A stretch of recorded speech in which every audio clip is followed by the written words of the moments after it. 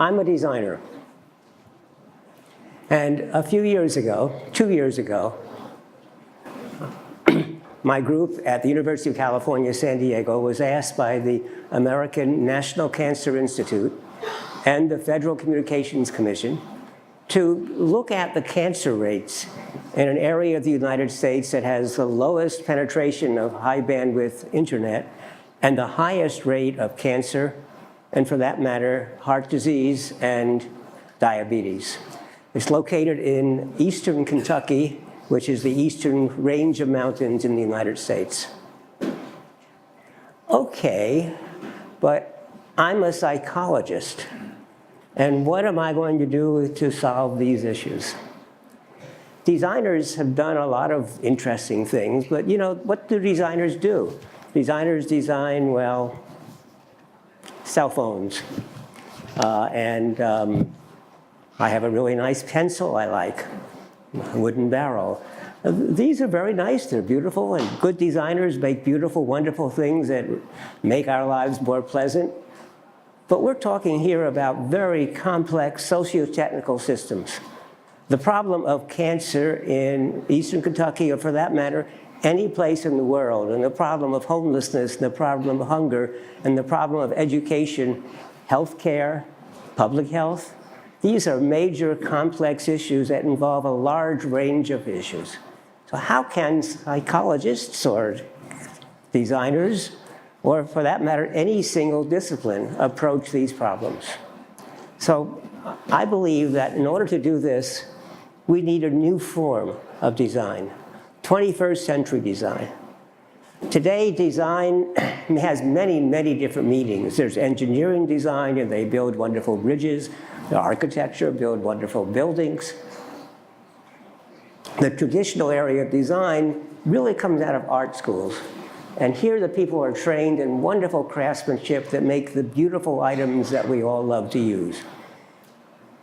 But today we have other kinds of problems. A good example, by the way, is the modern Apple computer, which is beautiful and wonderful. The iPhone is beautiful and wonderful, and every year it's more difficult to use, because the kind of skills it takes to make a beautiful, created, manufactured object don't take into account human behavior. And the current people at Apple don't understand human behavior, and words are ugly. And so to put words on the screen, oh, it destroys the beauty of the screen. But it's words that help us know what to do. So we need a new kind of designer who's sensitive to these things. It's actually amusing, because I was one of those new kinds of designers at Apple Computer. I was a vice president there. And actually, in the old days, Apple computers, you never had to open the manual. You could always understand it. But today, you have to read the manual. And that doesn't help. So what is this new kind of designer, though? And what are the problems that we have to face? And why do we have to change the things? It's because the problems we're talking about are big and huge. We want to be able to address these very complex problems.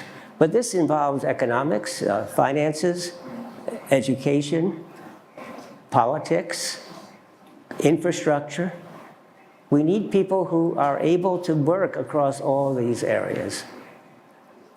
The aid community in the world addresses these very same issues. But over the many past decades, they have spent many billions of dollars, very often with very little impact. And why is that? So the aid people are intelligent, they understand the issues, but their impact has been limited. So as I think about how we are going to approach these issues, I have to be very careful to be aware of the fact that many intelligent, extremely good people have not been able to make much of a dent. And why is that? Well, there are kind of two ways you can think about providing aid to a community. One of them is the more traditional way with external experts, domain knowledge experts. And this is a photograph actually taken in my laboratory of a real domain expert. He's a cancer specialist from the University of Kentucky Cancer Center. So the external experts are good. And they often come in, and what you do is you study a problem, and then you make a major proposal which is maybe involves billions of dollars and decades of time. And it's not that it's a bad proposal. However, it's insensitive to the local issues and the local communities in which it's going to be deployed. Doesn't understand the culture, don't understand the resources and the skills that already exist. And you can't. If you go into a country for a few weeks or even for a year or two, you cannot understand all of these nuances. So there's another approach, and that's to rely upon community expertise. And that's the local community often has people who have lived there and are trained in some of these skills. And so these are the people who really do understand what the limitations and powers are of the local community.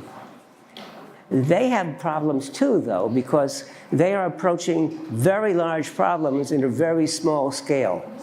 And so quite often you will find very clever people who have solutions to some of the issues that they face, a new kind of water pump in places where water is scarce, or a new way of treating diseases, or a new way of keeping out mosquitoes in malaria areas. But that's a very small segment of the entire problem. And so the local community has trouble scaling. The global community, the top-down experts, understand the problems of scale, but they don't understand the local community.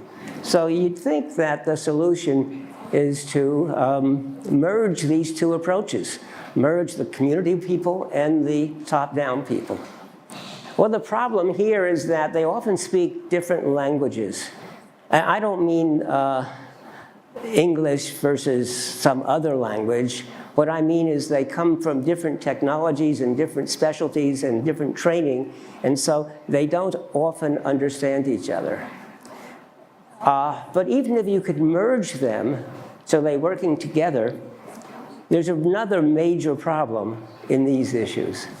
And that's that large projects often fail. And the reason that large projects often fail is for two reasons. One of them is they are really large. And if you try to understand all the different issues that are involved, this diagram, you can't read it, but you aren't supposed to. What it simply shows is that for the simple problem of obesity, being overweight, there are just a huge number of different variables all interconnected. And this diagram is, first of all, an oversimplification. And second, doesn't talk about some of the real issues, which is the feedback loops. So when you have a large project, you have large amounts of feedback. Look at climate control. The act that we do today may not have an impact until a decade from now. So it's very difficult to understand the impact and very difficult to reward citizens for doing the correct thing when they see no result.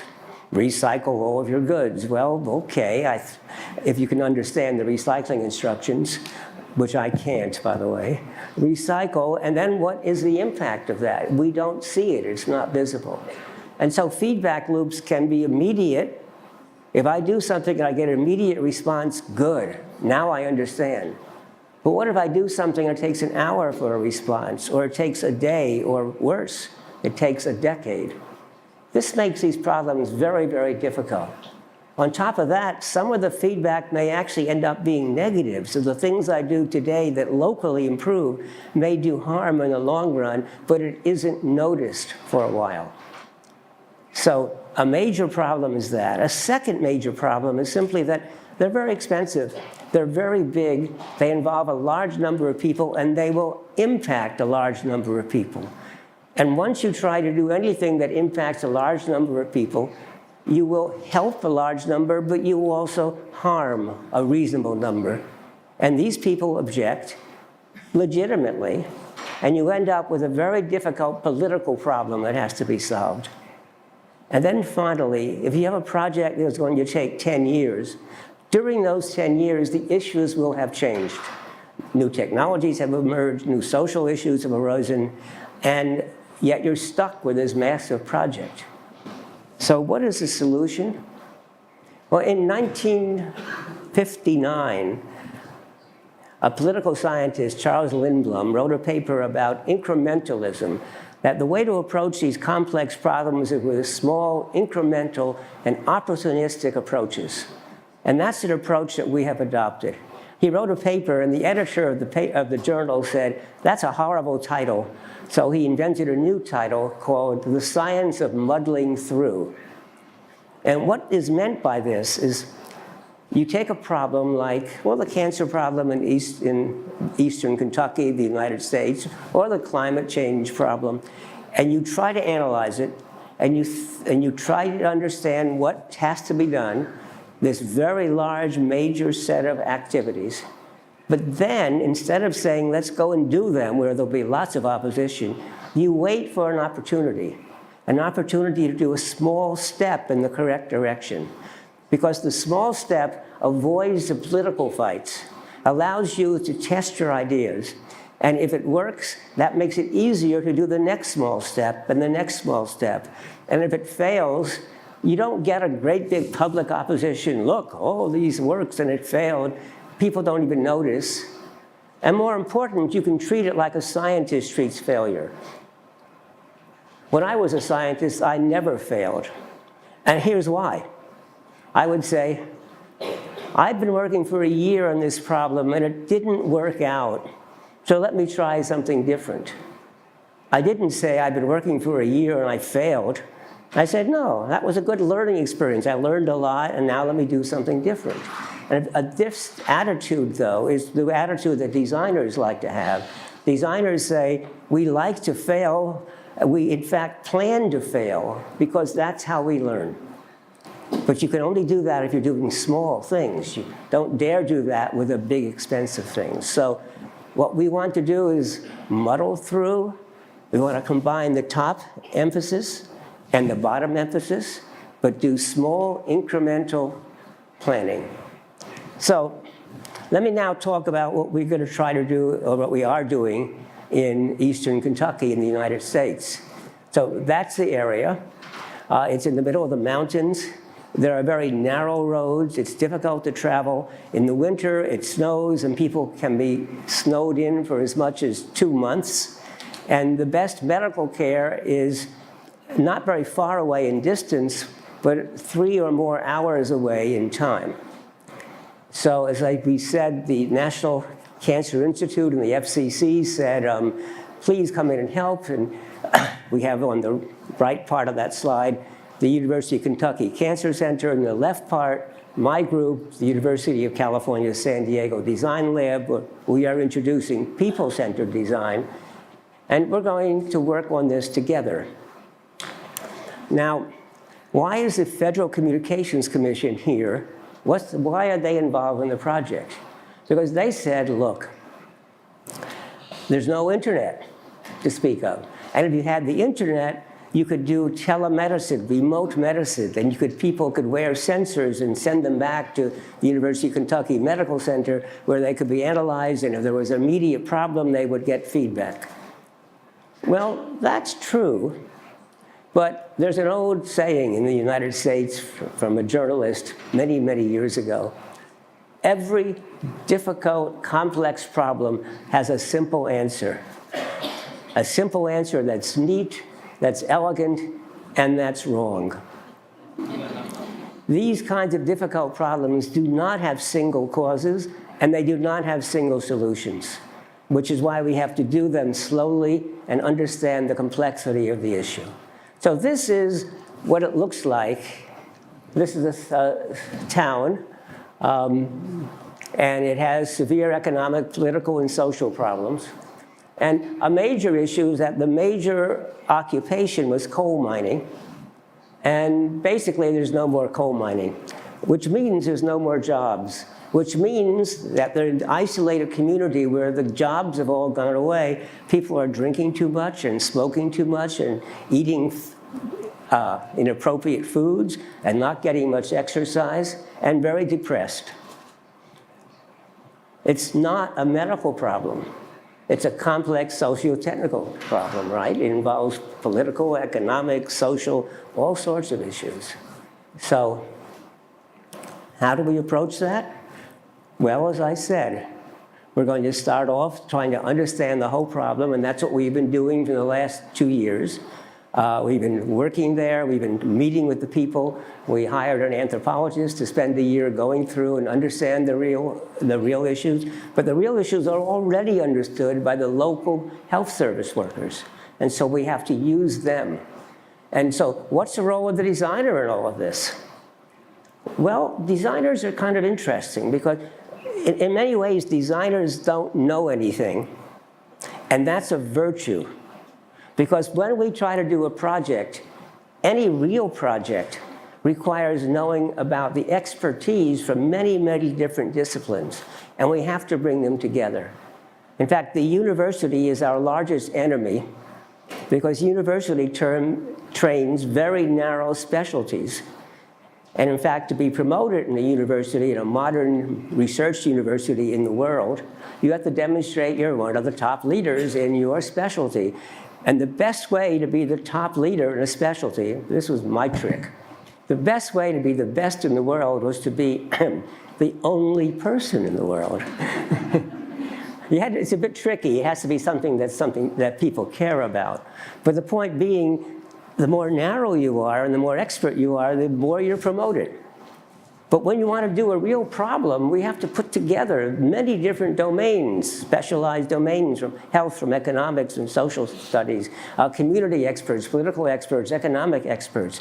And the designer is the person who brings them together and learns the common language because we don't know anything. We don't pretend that we know the answers, but we're fast learners to know who we have to bring together. And so bringing the design skills, and now the community and the experts can work together. And so what the experts do is they facilitate and provide platforms and tools. The right platform can make a huge difference.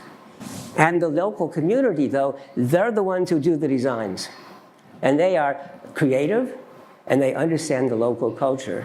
But again, we're going to be opportunistic in the problems we approach, or better yet, that's the wrong way to put it, opportunistic in the problems they will approach. Because the work is going to be done, and it has to be done by the local community. When an outside expert comes in and says, here's what you must do, why would the community believe that? The community believes it best when it comes from themselves. So 21st century design is, well, we have to address complex socio-technical issues, but we focus upon the people. We recognize that this is a human-centered problem, and the human-centered design process has 4 major considerations. We make sure we solve the real problem and not the symptom. The local community, by the way, with lots of experts, they will tend to solve the symptoms. And so we have to help them actually go beneath the symptoms to try to get to the core issues. Second, it's a system. Solving one little piece does not solve the problem. In fact, solving a little piece can make it worse because local optimization does not necessarily lead to global optimization. So we have to instruct and teach how to look at the whole system. And you have to focus upon the people. A lot of the work that is being done optimizes, but it optimizes for money or productivity as opposed for the experience of the people who are involved. And finally, we expect that we will be wrong. And therefore, we design that way. We design to be flexible so that when things aren't working out right, we can step back and say, okay, let's take another look at this and try something different. And so there's where the modern 21st century design is, where the designers are basically intermediaries between parties. So that's our project.